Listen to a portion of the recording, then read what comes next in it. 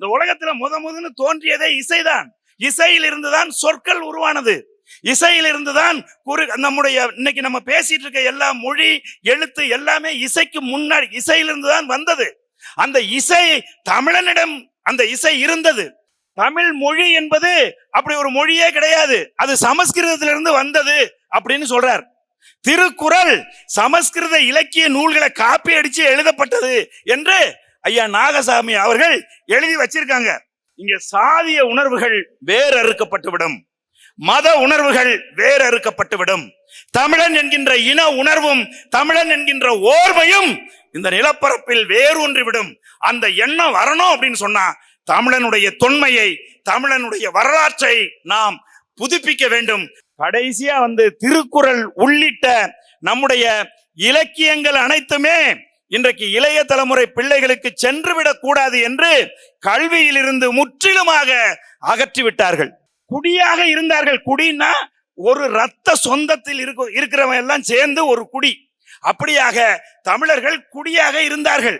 அந்த குடியை அவர் என்ன சொல்றாரு? சாதிங்கிறாரு. ஒரு கண்டெடுப்புகள் ஆய்வுகளை நிகழ்த்துறாங்கல்ல, அந்த மனிதர்கள் எல்லாம் எந்த மொழியை பேசினார்களோ அந்த மொழியை நானும் பேசுறேன் அப்படிங்கிற பெருமிதம் எப்ப வரும்? இந்த தலைமுறை பிள்ளைகள் படிப்பது இல்லை, கேட்கின்ற தலைமுறையாக இந்த தலைமுறை மாறிவிட்டது. நம்ம சரியாக எதையோ செய்து கொண்டிருக்கிறோம், அதை தடுத்து நிறுத்துவதற்கு இவர்கள் முயற்சி செய்கிறார்கள் என்கின்ற சிந்தனை நம்ம மூளைக்குள்ள வரணும்.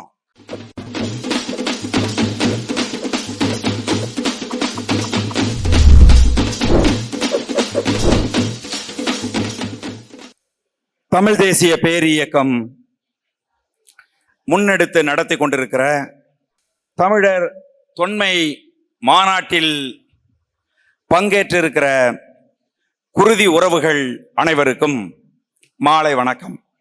பொதுவாக பாத்தீங்க அப்படின்னு சொன்னா நிறைய பேர் இது குறித்து என்னிடம் கேள்வி எழுப்பினார்கள். அது என்ன தமிழர் தொன்மை? தமிழர் தொன்மை குறித்து இப்போ எதுக்கு ஒரு மாநாடு நடத்தணும் அப்படிங்கிற கேள்விகளை எல்லாம் சிலர் எழுப்பிக் கொண்டிருக்கிறார்கள். நமக்கு அவங்க கிட்டத்தட்ட எதிரிகளாக இருப்பார்கள். அவங்க எல்லாம் அழைப்பு எடுத்து, இந்த மணியரசனுக்கு வேற வேலையே இல்லையா, திடீர்னு கூட்டரசு கோட்பாடுங்கிறாரு, திடீர்னு இப்ப தமிழர் தொன்மை அப்படிங்கிறாரு, பழசெல்லாம் ஏன் பேசணும்?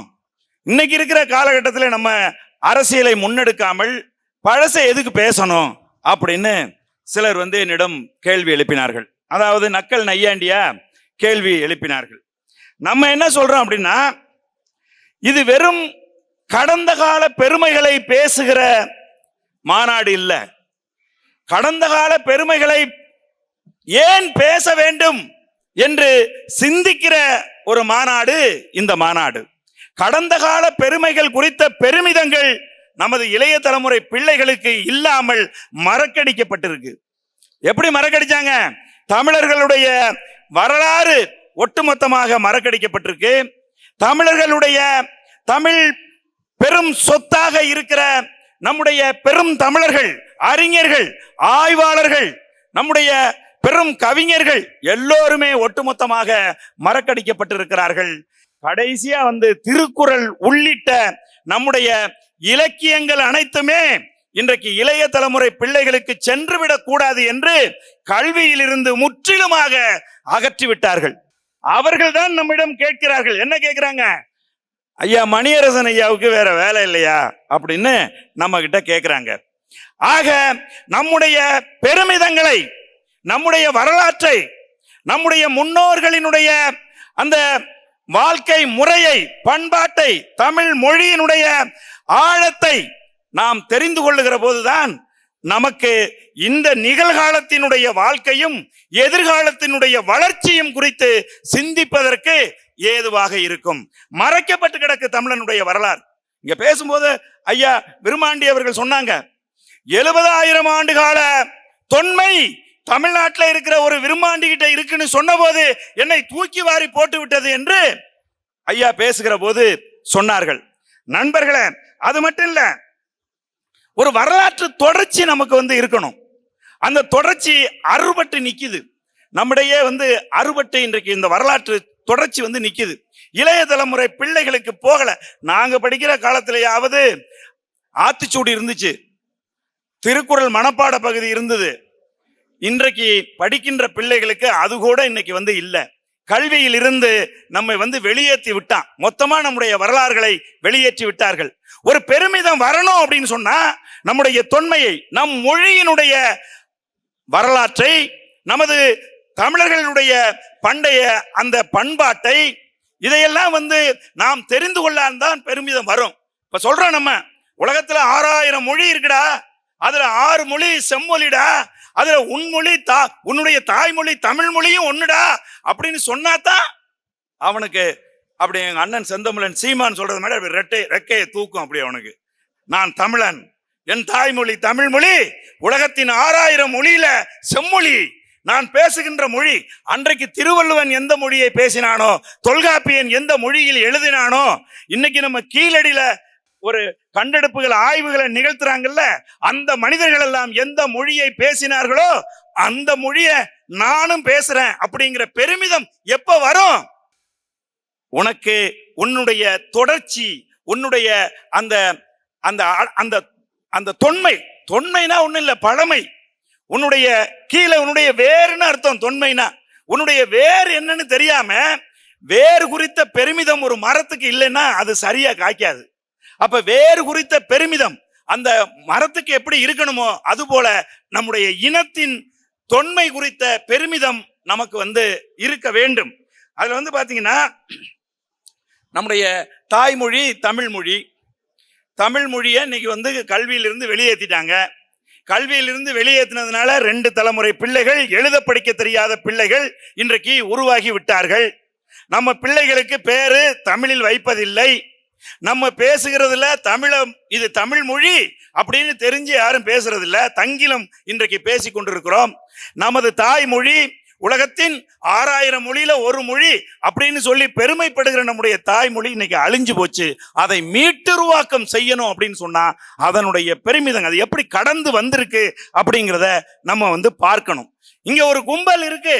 ஏன் மணியரசன் ஐயா, ஏன் வெங்கட்ராமன் ஐயா இணைந்து இந்த தமிழர்களுடைய தொன்மை குறித்து நாம் இளைய தலைமுறை பிள்ளைகளுக்கு அறிஞர்களை கொண்டு மேடை ஏற்றி சொல்ல வேண்டும் என்று ஏன் நினைக்கிறார்கள் என்று சொன்னால், தமிழனுக்கு ஒரு பண்பு எப்பவுமே கிடையாது. நான் பயங்கரமான ஆளு, எனக்கு பெரிய வரலாறு இருக்கு, எனக்கு நாங்க தான் இதெல்லாம் பண்ணணும் அப்படின்னு பேசிக்கிட்டு இருப்பானே ஒழிய எதையும் பதிவு செஞ்சு வைக்க மாட்டான்.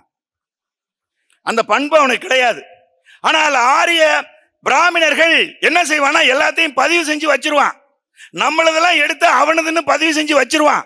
ஒரு நூற்றாண்டுக்கு அப்புறம் போய் பார்த்தீங்கன்னா அவங்கிட்ட இருந்துதான் நம்மள்கிட்ட வந்துச்சுன்னுவான்.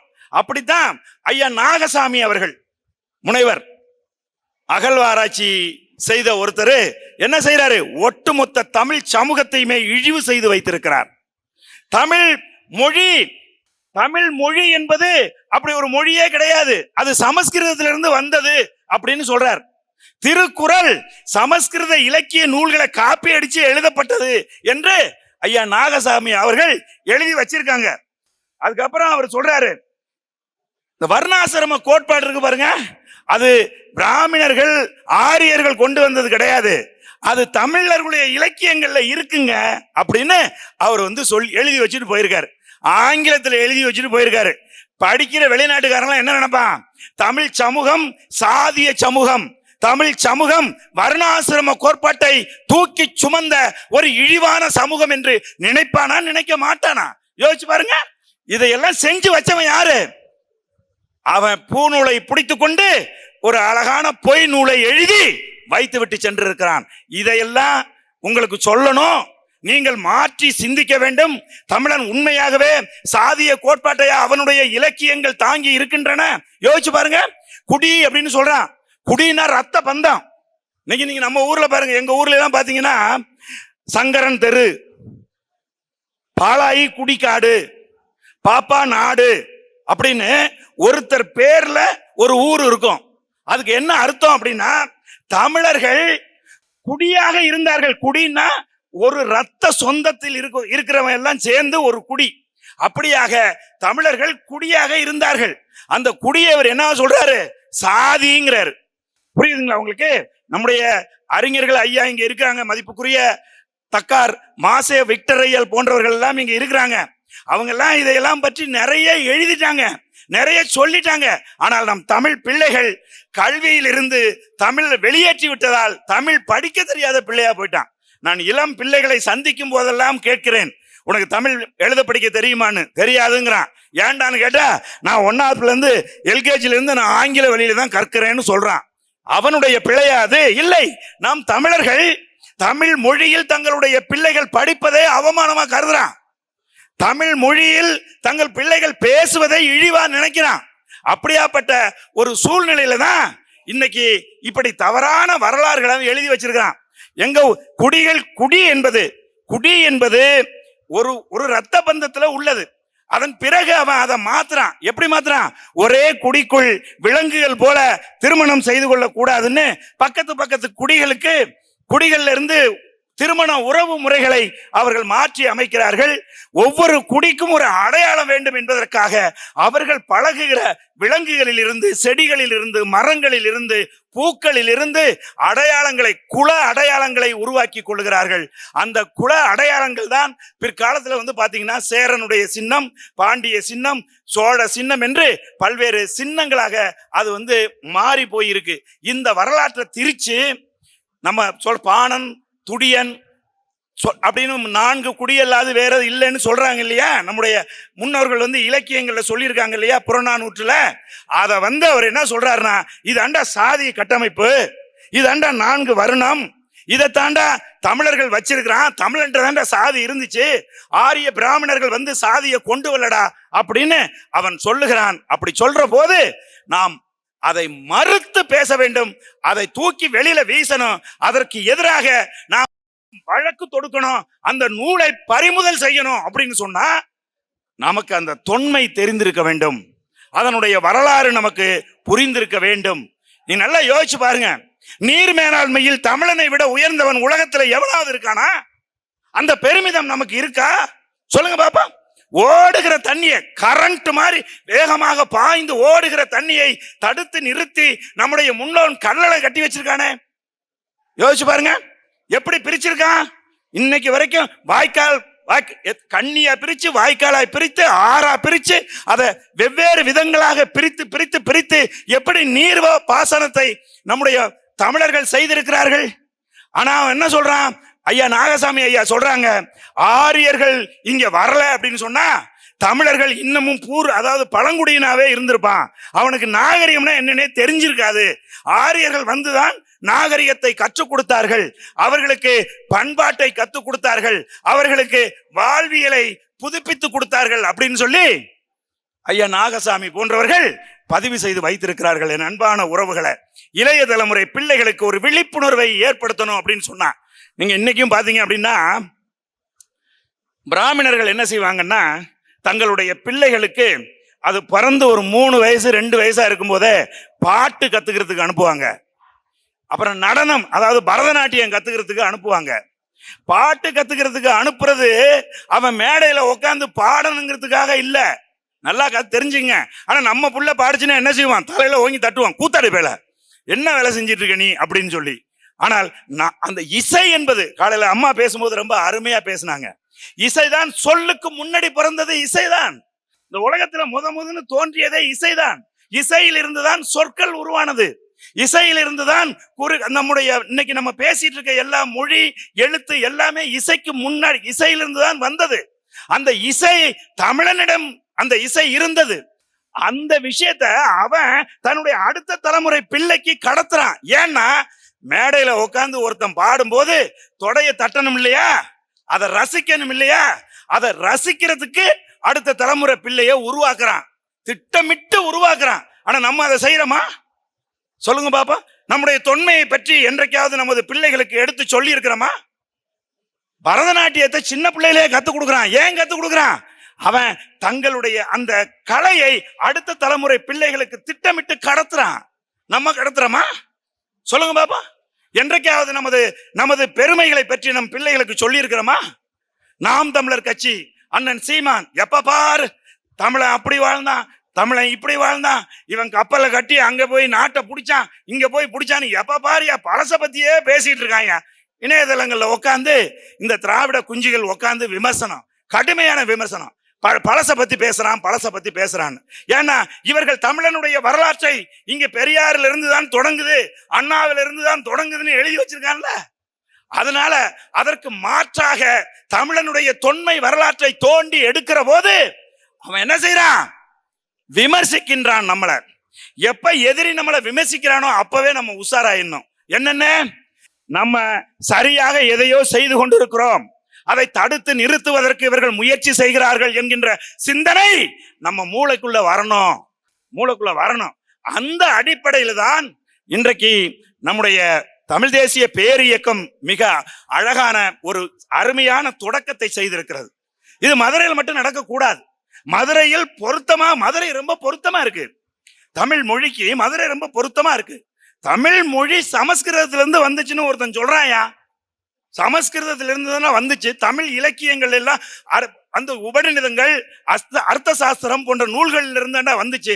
காமசூத்திரத்தை படிச்சுட்டு தாண்டா திருவள்ளுவர் இன்பத்துப்பால், அதாவது அந்த அந்த இது முப்பால எழுதினாருன்னு சொல்லி ஒருத்தன் சொல்றான்.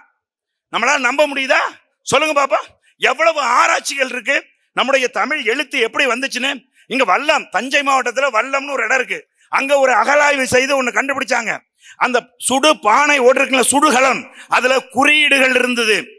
அந்த குறியீடுகளுக்கு அது முதல் காலம்.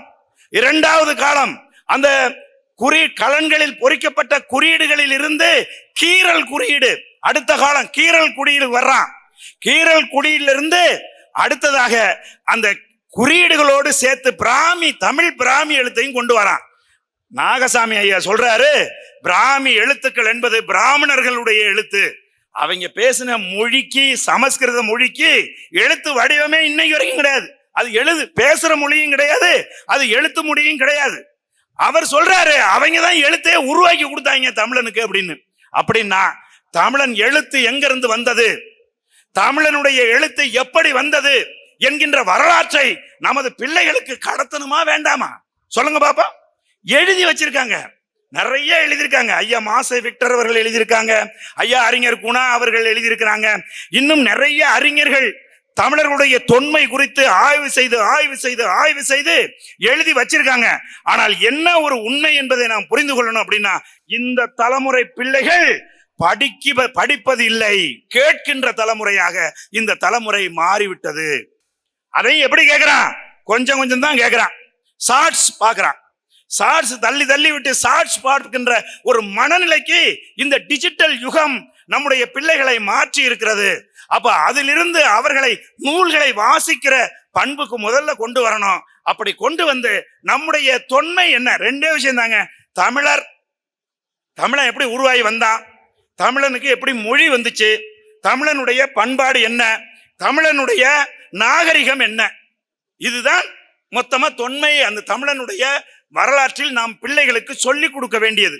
இவற்றை சொல்லிக் கொடுத்து விட்டால் நம்முடைய பிள்ளைகள் நிச்சயமாக தமிழனுடைய வரலாற்றை, தமிழனுடைய அந்த ஆதி வேரை, அதன் ஆழத்தை புரிந்து கொண்டால் இங்க சாதிய உணர்வுகள் வேறறுக்கப்பட்டுவிடும், மத உணர்வுகள் வேறறுக்கப்பட்டுவிடும். தமிழன் என்கின்ற இன உணர்வும் தமிழன் என்கின்ற ஓர்மையும் இந்த நிலப்பரப்பில் வேரூன்றிவிடும்.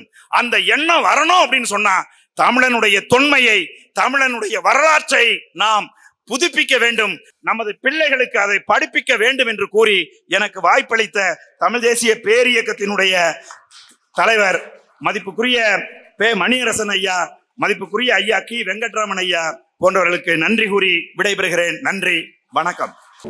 இவ்வாறான பல செய்திகளை, பல சிக்கல்களுக்கு விடை கிடைக்கக்கூடிய செய்திகளை தமிழர் கண்ணோட்டம் வலையொலியில் வெளிப்படுத்தி வருகிறோம். இது தற்சார்பாக செயல்படுவதற்கு நிதி தேவைப்படுகிறது. இந்த நிதியை நம்முடைய மக்களாகிய நீங்கள் தான், இளையோரும் பெரியோரும் நண்பர்களும் தோழர்களும் சான்றோரும், நீங்கள் உங்களால் இயன்ற அளவு என்ன இயலுமோ அந்த நிதியை வழங்குமாறு அன்போடும் உரிமையோடும் கேட்டுக்கொள்கிறேன். உங்களுக்கு நன்றி உணர்வோடும் பொறுப்புணர்வோடும் தமிழர் கண்ணோட்டம் செயல்படும் என்பதை உறுதி தெரிவித்துக் கொள்கிறேன். நன்றி, வணக்கம்.